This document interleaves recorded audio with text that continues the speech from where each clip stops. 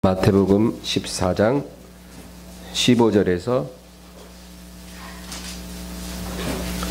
21절, 14장 15절부터 21절까지 우리 합독합니다.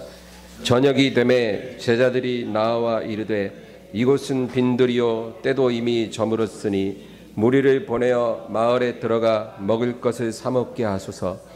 예수께서 이르시되 갈 것 없다. 너희가 먹을 것을 주라.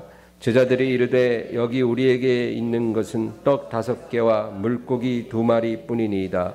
이르시되 그것을 내게 가져오라 하시고 무리를 명하여 잔디 위에 앉히시고 떡 5개와 물고기 2마리를 가지사 하늘을 우러러 축사하시고 떡을 떼어 제자들에게 주시매 제자들이 무리에게 주니 다 배불리 먹고 남은 조각을 12광주리 하게 거두었으며 먹은 사람은 여자와 어린이 외에 5,000명이라 되었더라. 아멘. 할렐루야. 오늘 추수감사주일입니다. 우리 하나님께 영광을 돌립니다. 우리가 하나님을 섬길 때 이 절기를 지키는 것이 굉장히 중요합니다. 우리가 절기를 그냥 무의미하게 생각할 수 있어요. 마치 국경일 보내듯이, 그죠? 3.1절, 현충일 이런 날 오면 우리 그냥 아무 생각 없이 보내잖아요. 뭐 3.1절 날 3.1절의 의미를 되새기는 사람이 얼마나 있으면, 식목일 날 뭐 나무 심는 사람이 얼마나 있겠어요. 그런데 이 신앙의 절기는 그런 국경일과는 다른 거예요. 아주 중요한 것입니다. 구약 시대에 하나님께서 이스라엘에게 절기를 지키라 그렇게 명하셨거든요. 그만큼 우리에게 중요한 거예요. 구약의 이스라엘 백성들에게 중요한 절기가 2가지가 있어요. 절기가 굉장히 많은데요. 가장 중요한 2가지 절기가 뭐냐? 첫째는 안식일이었어요. 안식일. 7번째 날을 거룩히 구별하여 지키라. 안식일입니다. 그래서 10계명에도 4번째 계명이 안식일을 거룩히 지키라. 여러분, 이 안식일은요, 하나님의 백성과 이방인들을 구별하는 아주 중요한 표시였어요. 이 지구상에 수많은 민족 있지만 안식일 지키는 민족은 이스라엘밖에 없다는 거예요. 7번째 날마다 아무것도 하지 않고 거룩하게 지키는 민족이 없는 거예요. 할 수만 있으면 일을 더 하려고 그러고 더 많이 벌려고 하지 누가 안식일을 그렇게 꼭꼭 지킵니까? 근데 유대인들은 안식일을 반드시 지켜야 하는 거예요. 하나님의 명령입니다. 그 다음에 2번째 중요한 절기가 3대 절기라 그래요. 3대 절기. 그래서 여러분도 잘 아시겠지만 유월절, 오순절, 초막절 이 3대 절기가 있는데 이 1년 중에 이 절기 때는 반드시 모든 이스라엘 남성들은 예루살렘 성전에 올라가서 제사를 드려야 돼요. 그러니까 남자들이 올라가니까 여자와 아이들도 같이 가는 거죠. 그래서 1년에 3차례는 반드시 사방에서 예루살렘 성전을 향해 올라가는 거예요. 그러니까 하나님이 그렇게 하라고 명령을 하신 거죠. 근데 여러분, 유월절이 뭐예요? 유월절은 출애굽을 기념하는 날이에요. 430년 종살이하던 곳에서 해방된 것을 기념하는. 그런데 엄밀히 말하면 애굽에서 나온 것을 기념한 게 아니라 유월절 어린 양의 살과 피를 기념하는 거예요. 유월절. 왜냐하면 그 유월절 날 죽음의 천사가 온 애굽을 지나갈 때 어린 양의 피를 뿌리고 그 고기를 구워 먹은 집은 그냥 넘어갔거든요. 그래서 유대인들의 가정에는 아무 일도 일어나지 않았어요. 그러나 바로부터 시작해서 모든 이방인들의 가정에는 사람이든 가축이든 첫 새끼는 다 죽어요. 그러니까 여러분 어느 집이나 다 한 명씩 죽었다 그 말이에요. 그런데 어린 양의 피를 바르고 그 고기를 구워 먹은 유대인들의 아무 일도 안 일어난 거예요. 그래서 그 어린 양의 살과 피를 기념하는 날, 그 유월절이에요.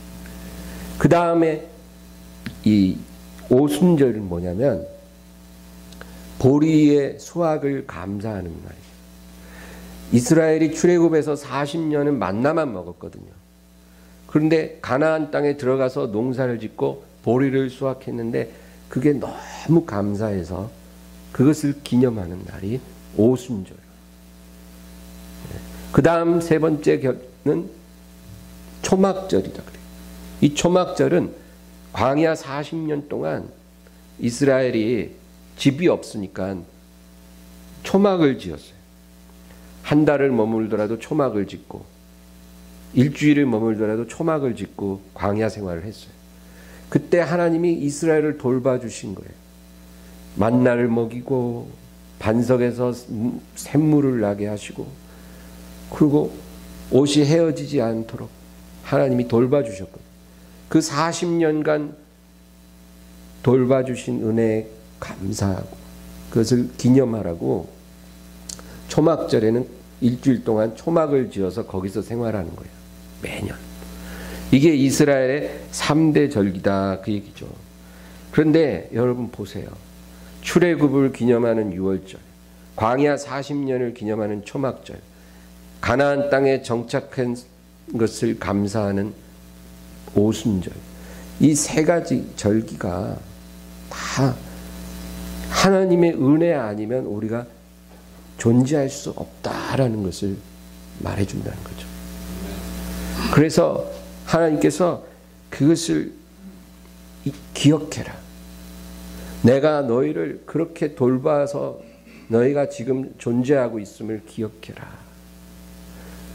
그래서 여러분 하나님이 우리에게 어떤 생색을 내려고 그런 게 아니고 하나님이 행하신 일을 잊지 말고 하나님을 온전히 신뢰하라. 그 얘기. 하나님을 온전히 신뢰하라. 내가 너희를 그와 같이 돌봤으니까 너희는 절대 나를 배반하지 말고 나를 온전히 신뢰하라. 어디 있든지 어떤 상황에 있든지 나를 신뢰하라. 그래서 하나님이 매년 3번 3대 절기에 이렇게 기념하라 그렇게 명령을 내리신 거예요. 그런데 신약 시대에 와서는 하나님께서 이방인들을 구원하시기 위해 교회를 세우셨거든요. 이 교회에도 절기가 있다는 거예요. 교회에도 중요한 절기가 2개가 있어요. 첫째는 주일이에요. 여러분 주일은 안식일과 비슷하지만 달라요.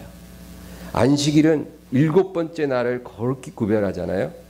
근데 주일은 8번째 날을 거룩히 기념하는 거예요. 그래서 7번째 날은 토요일이고요. 8번째 날은 일요일이 되겠죠.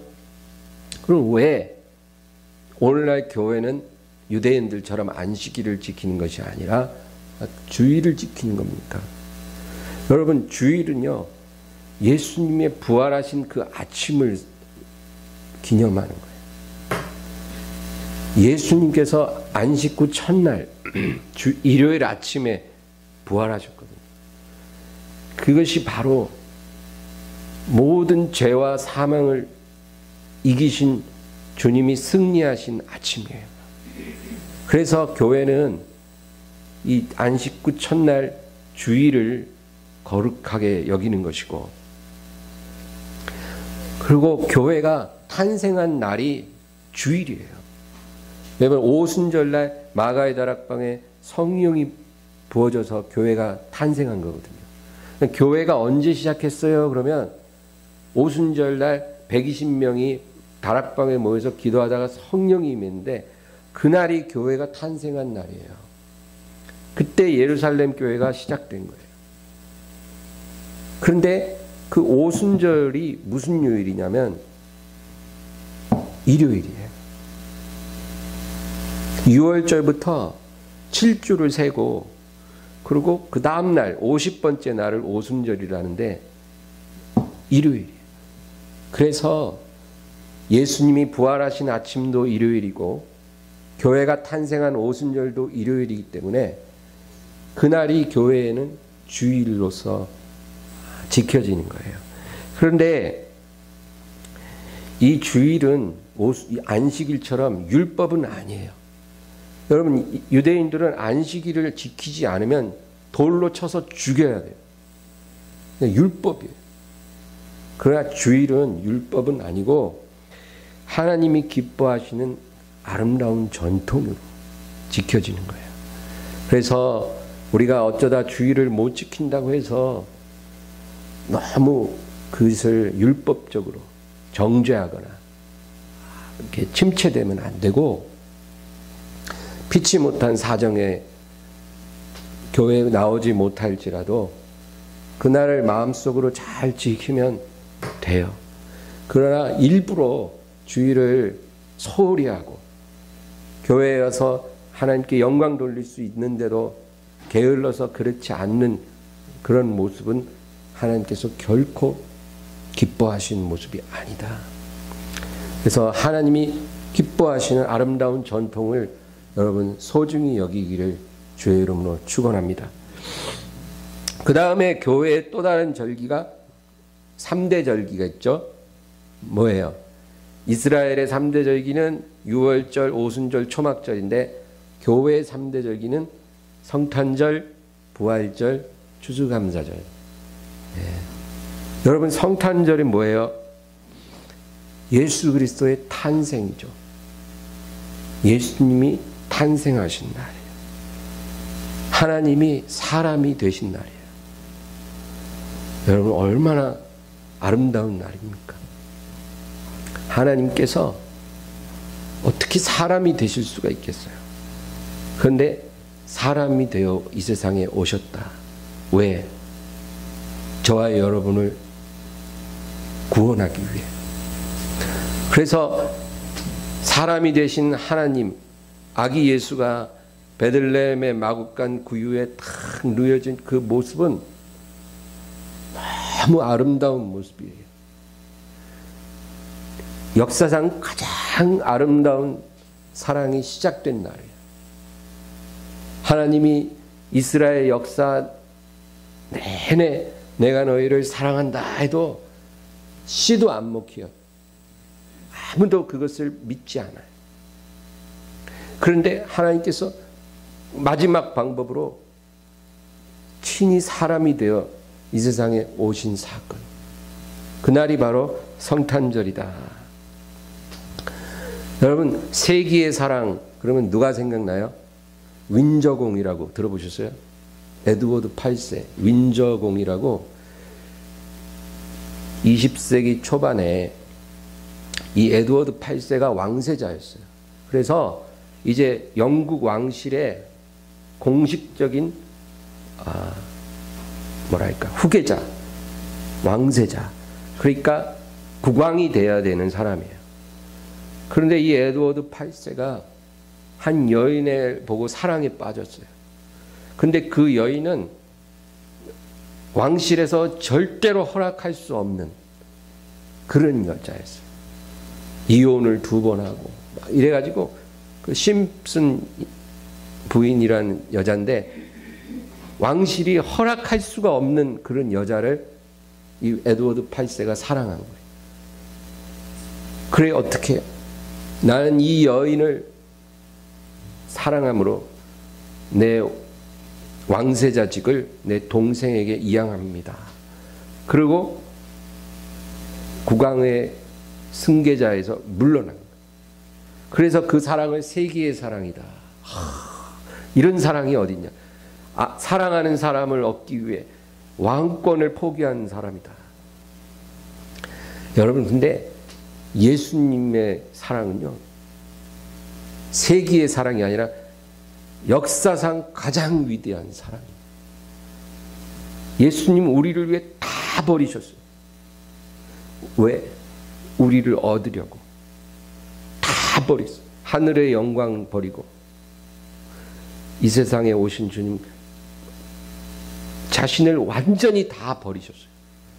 예수님 십자가에 못 박일 때 희로라기 하나 안 거치고 그리고 못 박히셔서 자신의 모든 피를 다 흘렸어요.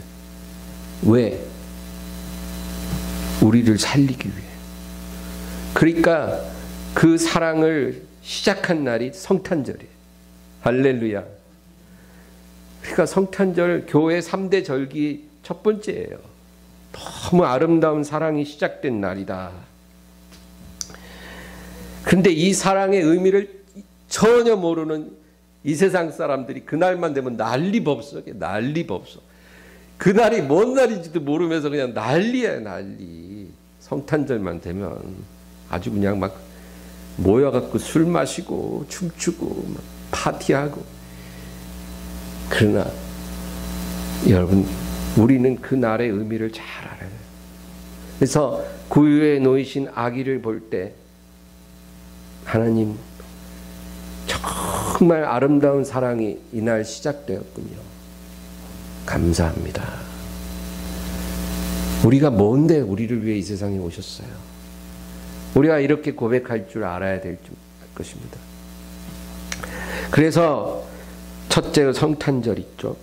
그다음 부활절이에요. 부활절은 뭐예요? 예수님 십자가에 죽으시고 사흘째 다시 사신 날이에요. 그 날은 예수님이 죄와 사망을 십자가에 완전히 못 박아버린 날이에요. 우리 인류를 얽어매는 그 강력한 저주. 누가 죄의 저주를 벗어날 수 있어요? 누가 사망을 벗어날 수 있어요? 아담 이후로 아무도 그럴 수가 없는데 예수님이 그것을 십자가에 못 박아버린 사건이에요. 그러니까 이날은 가장 위대한 사랑이 완성된 날이에요. 성탄절은 그 사랑이 시작된 날이고 부활절은 그 사랑이 완성된 날. 그 사랑의 절정이에요. 절정.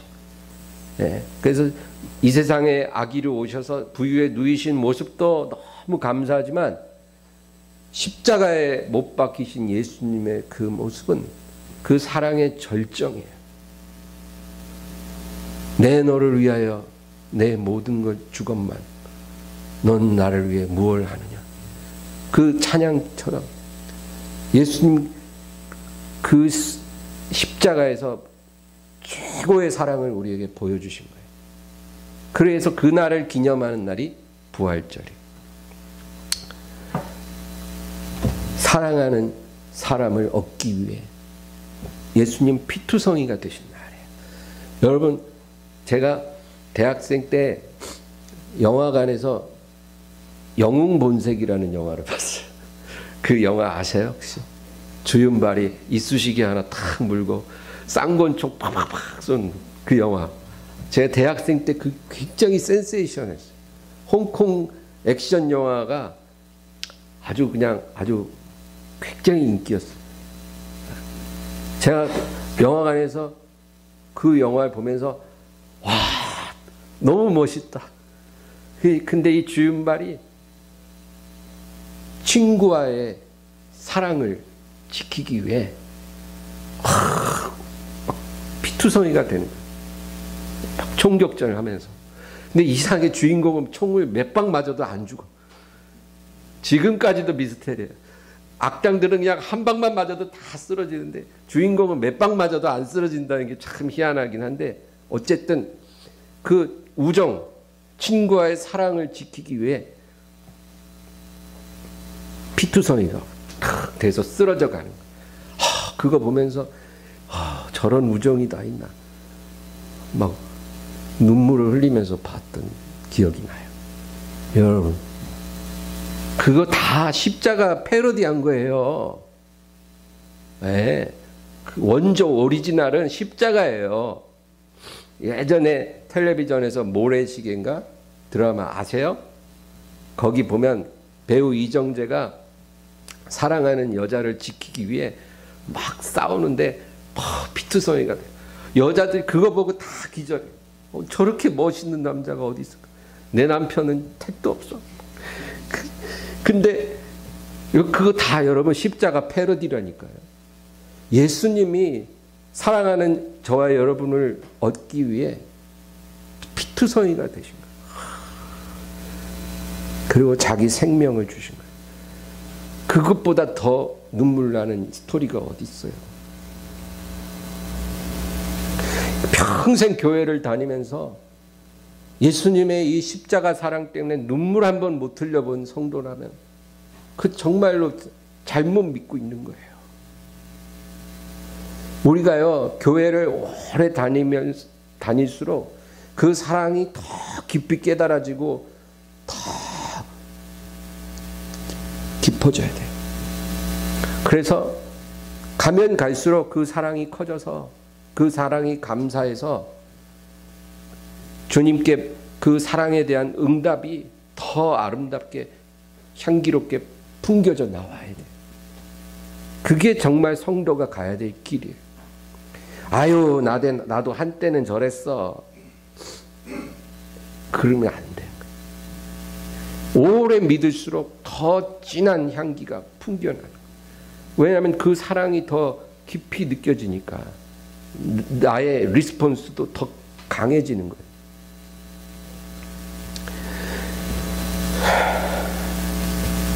그러면 이제 세 번째 3대 절기 세 번째 추수감사절. 추수감사절은 여러분 굉장히 특이한 절기. 왜냐하면 예수님과 직접적인 관련이 없어요. 예수님의 탄생을 기념하는 것도 아니고 죽으심과 부활을 기념하는 것도 아니에요. 그 추수감사절은 뭐냐? 아메리카 신대륙에 도착한 청교도들이 첫 번째 수확에 대해서 하나님 앞에 드린 감사를 기념하는 절기예요. 좀 특이하죠? 예수님의 탄생과 죽으심은 2000년 전에 일어난 사건인데 그것을 교회가 2000년 동안 기념해 왔는데 추수감사절은 400년밖에 되지 않아요. 아메리카 신대륙에 도착한 영국 사람들이 하나님 앞에 감사드린 날을 기념하는 절기예요. 그러면 그분들이 신앙의 자유를 얻기 위해 대서양을 건넌 거예요. 여러분, 신앙의 자유를 위해 모든 것을 버리는 게 쉬운 일일까요? 한번 생각해 보세요. 여러분, 정말 지금은 이렇게 우리가 자유롭게 예배할 수 있어요. 비록 마스크를 써야 되고 불편함은 있지만 누가 교회 오는 걸 뭐라 하지도 않아요. 교회 와서 하나님 섬기고 하나님 믿는다고 뭐 우리가 포기해야 되는 건 별로 없어요. 그러나 우리 신앙을 지키기 위해서 모든 것을 다 버려야 된다면 여러분 그게 쉬운 일일까요? 여러분 그럴 수 있어요? 모든 것을 다 버리더라도 하나님을 섬기는 이 신앙의 자유를 나는 지킬 것입니다. 그렇게 말하는 거 결코 쉬운 게 아니라는 거죠. 마태복음 10장 37절에 아버지나 어머니를 나보다 더 사랑하는 자는 내게 합당하지 아니하고 아들이나 딸을 나보다 더 사랑하는 자도 내게 합당하지 아니하며, 아버지나 어머니를 사랑하지 말라는 말이 아니에요. 아들, 딸 사랑하지 말라는 말이 아니라 아버지와 어머니를 나보다 더 사랑하는 자는 내게 합당치 않고 아들, 딸을 나보다 더 사랑하는 자도 내게 합당치 아니하니라. 주님 분명히 말씀하셨어요. 그 어떤 것보다도 하나님을 섬기는 그 마음이 가장 중요하다. 이 한 가지를 지키기 위해 다 버릴 수 있느냐? 나는 너를 얻기 위해 모든 걸 다 버렸는데 넌 나를 얻기 위해 다 버릴 수 있니? 하나님이 물으실 때 거기에 대한 응답, 그것이 신앙이에요. 그래서 이 추수감사절은 그 신앙을 기념하는 날이라 그 말이죠. 400년 전 1603년경에 이 영국에 살던 성도들이 있었어요. 근데 그 당시 영국은 신앙을 엄청 박해하던 시대. 그러니까 이 성도들이 신앙의 자유를 얻기 위해 우리가 대서양 건너 신대륙으로 가자. 그 당시 막 신대륙이 발견된 때거든요. 신대륙으로 갑시다. 근데 여러분, 신대륙으로 가려면 모든 걸 다 포기해야 돼요. 평생 살던 그 모든 그 기반을 다 버려야 돼요. 친척들도 다 떠나야 되고, 사업도 다 접어야 되고, 모든 기반을 다 내려놓고, 그리고 어떤 일이 있을지 알지 못하는 그 혹독한 환경 속으로 나아가는 거예요. 누가 억지로 보내는 게 아니라 스스로 그곳을 향해 나아가는 거예요. 왜? 신앙의 자유 그 한 가지를 위해서. 그래서 그 102명 되는 성도들이 배 한 척을 탁 준비했어요. 180톤 되는 메이플라워라는 배인데, 5월의 꽃, 배 이름은 참 좋죠. 그 배를 준비했어요. 그 배를 준비할 때도 많은 돈이 들어가는 거예요. 누가 봐도 그건 무모한 짓이에요. 마치 노아가 방주를 준비한 것처럼 이 102명의 청교도들은 메이플라워라는 180톤짜리 상선을 준비했어요. 배를 준비하고, 그리고 63일간의 항해를 해서 아메리카 동부에 도착하는 거예요. 가는 동안 63일 동안 배에서 전염병이 생겨서 많이 죽어요. 그리고 도착해서 겨울에 도착했기 때문에 그 해 겨울에 얼어 죽고 굶어 죽고 많이 죽었어요. 그래서 그 다음 해 봄에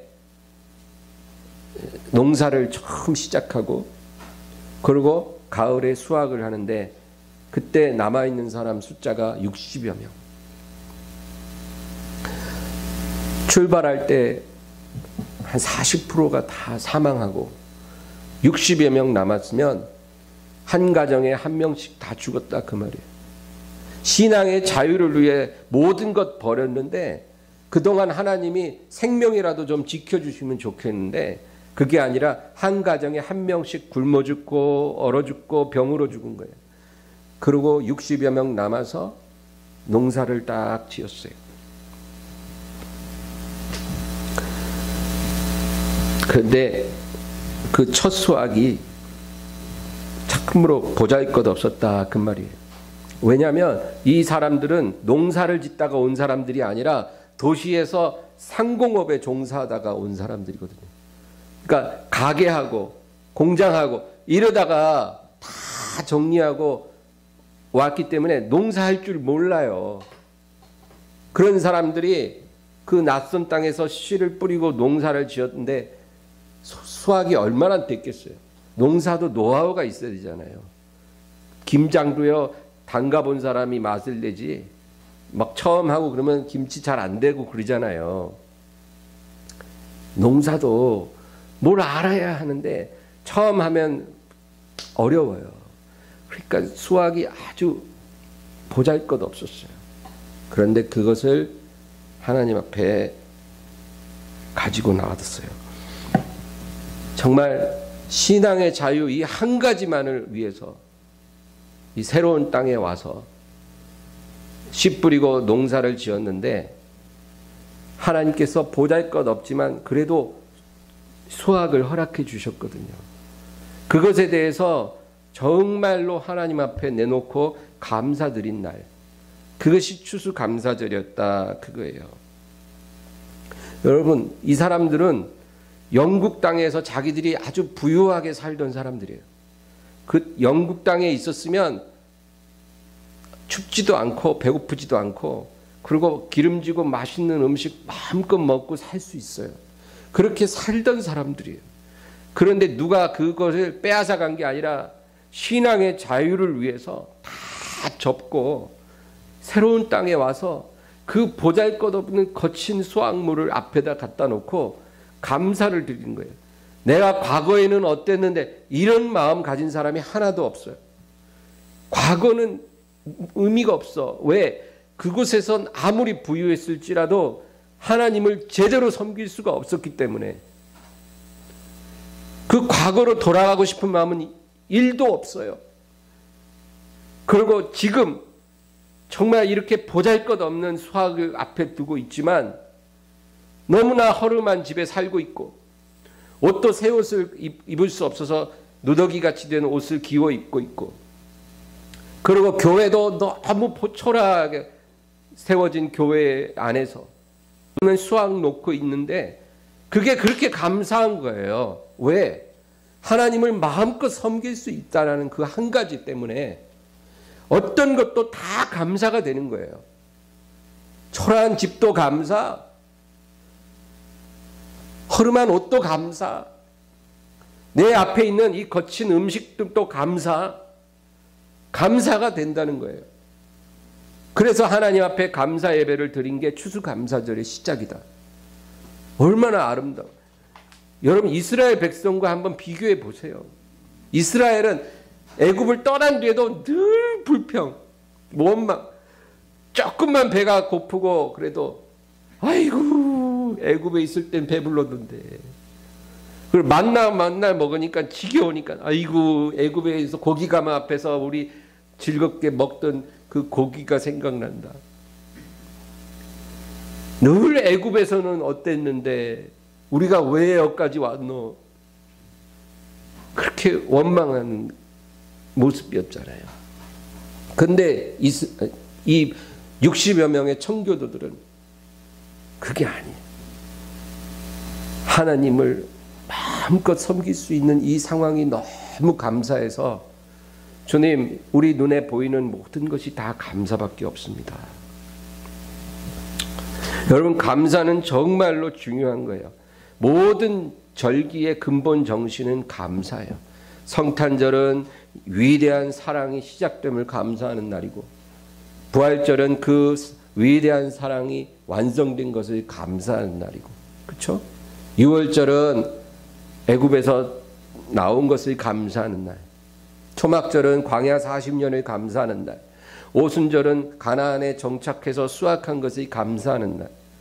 사실 절기의 근본 정신이 감사예요.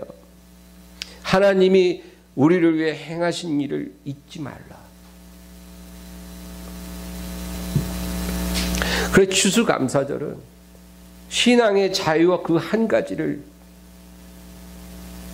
허락해 주신 하나님, 그것에 대해서 감사하니까 모든 상황이 다 감사밖에 없더라, 그 얘기입니다. 그래서 그 첫 수확 다 가지고 와서 하나님 앞에 영광 돌립니다. 먹여주신 은혜에 감사합니다. 먹여주신 은혜에 감사합니다. 이 음식들 우리가 영국에서 먹었던 음식보다는 훨씬 못하지만 이 음식은 너무 감사한 음식일 수밖에 없는 게, 영국에서 우리가 하나님을 제대로 섬기지 못하고 배불리 먹던 그것보다 지금 마음껏 하나님 섬기면서 먹을 수 있는 이 음식이 더 좋은 것입니다. 감사합니다. 우리가 이렇게 한자리에 모여서 기뻐하고 교제하는 것도 감사드립니다. 그렇게 해서 영광을 돌렸다, 그 얘기예요. 여러분, 지금 이런 감사가 우리에게 있나요? 정말 하나님, 제게 하나님을 온전히 섬길 수 있도록 이 시간까지 이끌어 주신 것을 너무 감사합니다. 그래서 저는 다른 거는 그 어떤 것일지라도 다 감사밖에 안 돼요. 집도 감사하고 먹는 것도 감사하고 지금 변변치 않은 수입도 감사하고 지금 일하고 있는 직장도 감사하고 내 주변을 둘러싸고 있는 모든 상황이 너무 감사해요. 왜? 하나님을 정말 제대로 섬길 수 있도록 저를 이끌어 주셨기 때문에 감사드려요. 여러분, 그런 감사가 우리에게도 있어야 돼요. 예. 이 엠마오 교회, 이 보잘것없는 교회이지만 이 교회에 저를 인도해 주셔서 하나님을 가까이 할 수 있게 해주시고, 하나님 더 깊이 알게 해주시고, 하나님을 마음껏 섬길 수 있게 해주셔서 감사해요. 이 코로나가 온 세상을 덮고 있는 이 어둠 속에서도 우리가 이렇게 하나님 안에서 섬길 수 있음을 너무 감사해요. 할렐루야. 여러분, 그렇게 감사가 되면 지금 수입이 보잘것없어도 감사할 수 있고, 내가 먹는 음식이 초라해도 감사할 수 있어요. 정말 나를 둘러싼 어떤 상황도 다 감사인 거예요. 그런 마음이 우리에게 있다면 400년 전 그 60여 명의 청교도들의 마음과 우리 마음이 같은 마음이에요. 하나님이 영광을 받으시는 줄 믿습니다.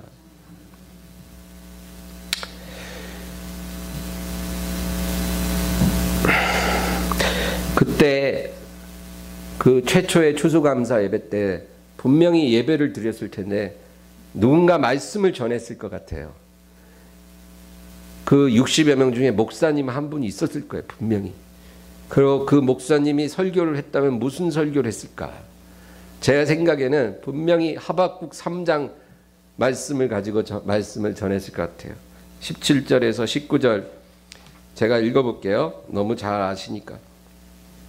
비록 무화과 나무가 무성하지 못하며 또 포도나무에 열매가 없으며 감람나무에 소출이 없으며 밭에 먹을 것이 없으며 우리의 양이 없으며 외양간에 소가 없을지라도 나는 여호와로 말미암아 즐거워하며 나의 구원의 하나님으로 말미암아 기뻐하리로다.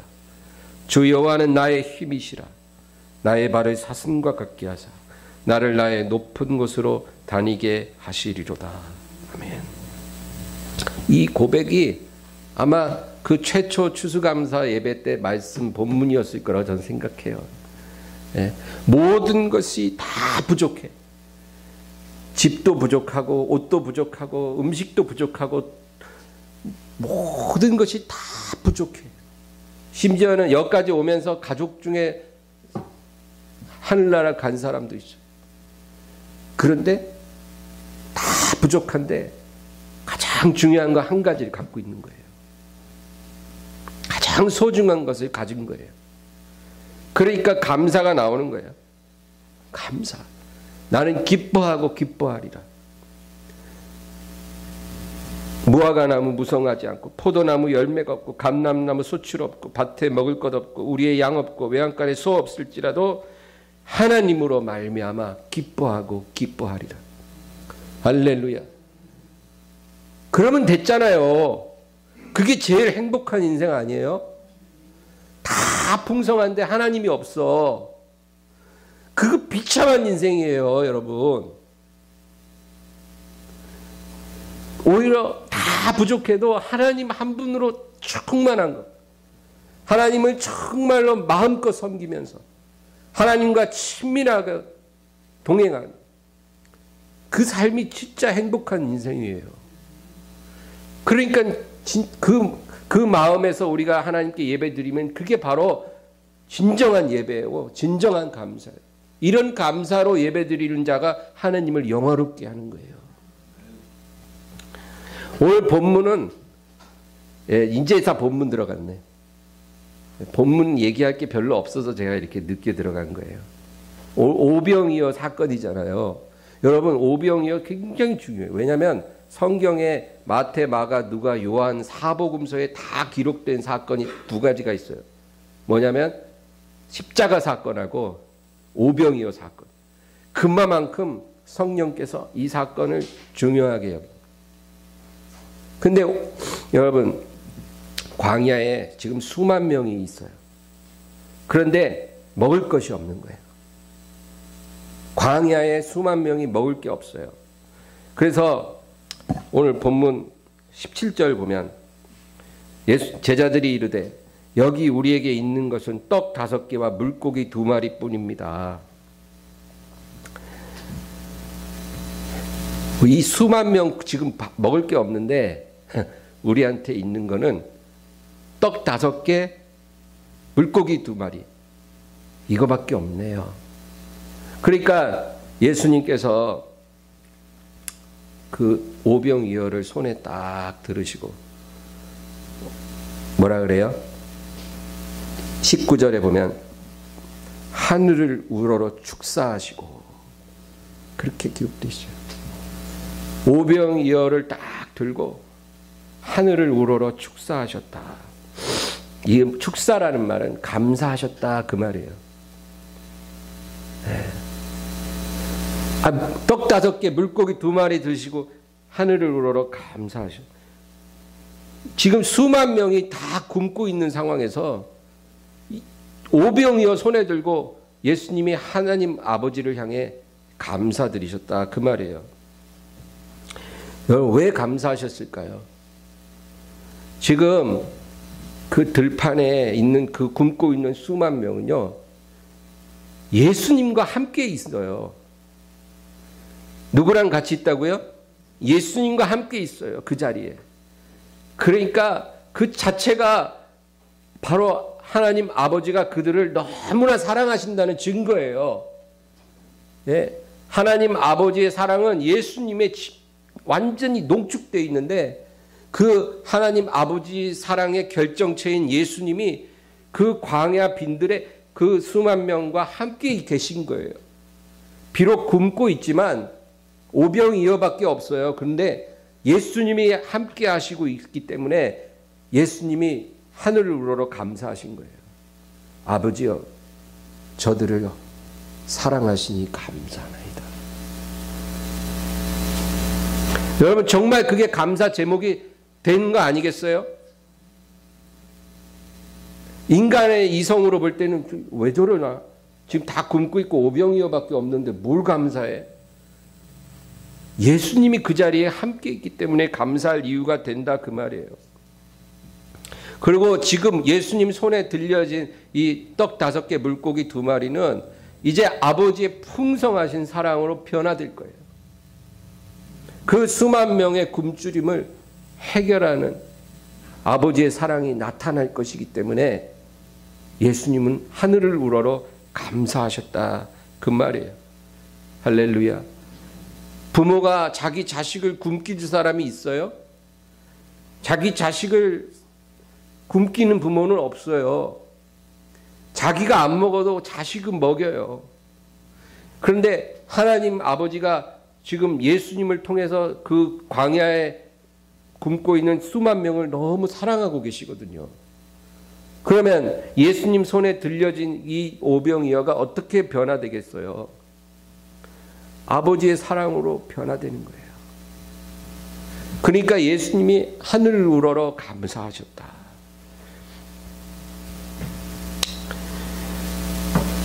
60여 명의 이 청교도들이 그 혹독한 겨울을 나고 첫 번째 수확을 하나님 앞에 가지고 와서 하나님께 감사드릴 때 바로 이 오병이어의 기적을 행하신 예수님과 똑같은 마음으로 감사 예배를 드린 거예요.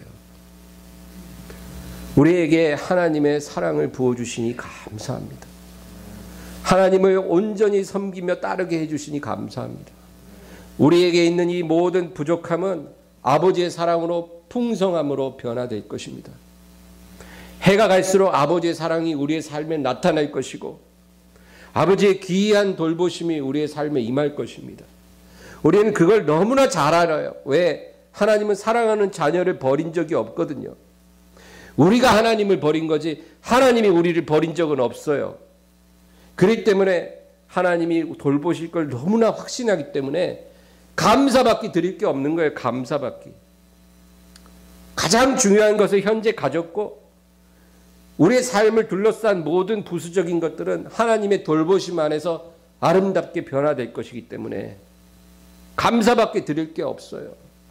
여러분 추수감사절날 우리가 이런 감사의 마음이 하나님 앞에 가지고 나와야 되는 거예요. 이 마음으로 살게 되기를 주의 이름으로 축원합니다. 기도하겠습니다.